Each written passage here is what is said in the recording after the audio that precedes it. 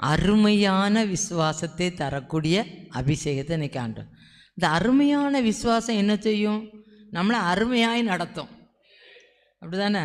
நம்ம வீட்டை அருமையாக நடத்தும், நம்ம தொழிலை அருமையாய் நடத்தும், நம்ம பணிகளை அருமையாய் நடத்தும், நம்ம ஊழியத்தை அருமையாய் நடத்தும், நம்ம பிள்ளைகளின் பிள்ளைகளை நம்ம என்னென்ன காரியம்லாம் எப்படி நடக்கும் நீ குழம்பிக்கிட்டுலாம் இருக்க வேண்டாம்.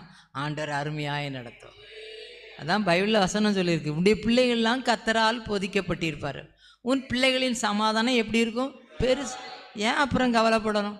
அவர் எல்லாவற்றையும் அருமையாய் நடத்துவார். எதை குறித்து நம்ம என்ன செய்ய வேண்டாம்? கலங்க வேண்டாம், கவலைப்படவும் வேண்டாம், என்ன நடக்குமோ என்று சொல்லி யோசிக்கவும் வேண்டாம். ஆண்டவர்கிட்ட சொல்லிடுவோம், அவர் எல்லாவற்றையும் அருமையாய் நடத்துவார். அப்படி நடத்துவதற்கு நமக்கு என்ன வேணும்? அருமையான விசுவாசமுள்ள அபிஷேகம் வேணும். அல்லேலூயா. அந்த விசுவாசம் அபிஷேகம் எனக்கு தாங்கப்பா. நான் எனக்குள்ள ஒரு அப்படிப்பட்ட விசுவாசம் வேணும். நீர் சொல்லக்கூடிய இந்த அருமையான, அது யார் எழுதியிருக்கா? ஆண்டவரோடு கூடவே ஊழியத்தில் இருந்த பேதுரு தான் எழுதி வச்சிருக்காரு அருமையான விசுவாசம். அப்போ நமக்கு அந்த பேதுருவுக்கே ஒரு அருமையான விசுவாசம் வேணும்னா எனக்கும் உங்களுக்கும் அந்த அருமையான விசுவாசம் கட்டாயம் என்ன செய்யணும்?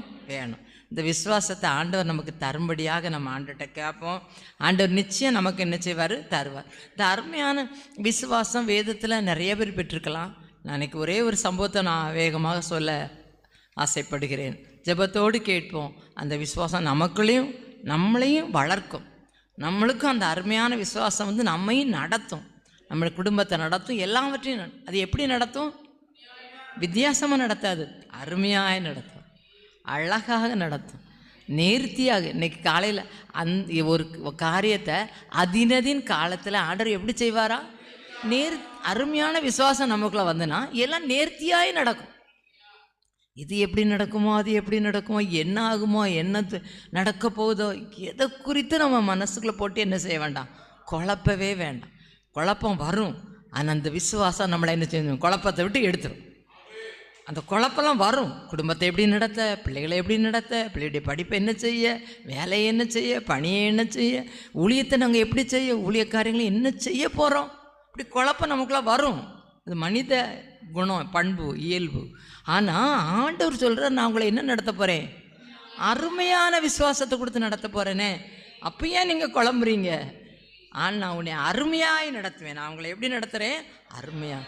என்னை நடத்துங்க ஏசப்பா, எங்களை நடத்துங்க ஏசப்பா, எங்கள் குடும்பத்தை நடத்துங்க ஏசப்பா, எங்கள் தொழிலை நடத்துங்க ஏசப்பா, எங்கள் பணிகளை நடத்துங்க ஏசப்பா, எங்கள் வீட்டை நடத்திருங்க ஏசப்பா, இந்த அருமையான விசுவாசத்தை தந்துருங்க ஏசப்பா. கேப்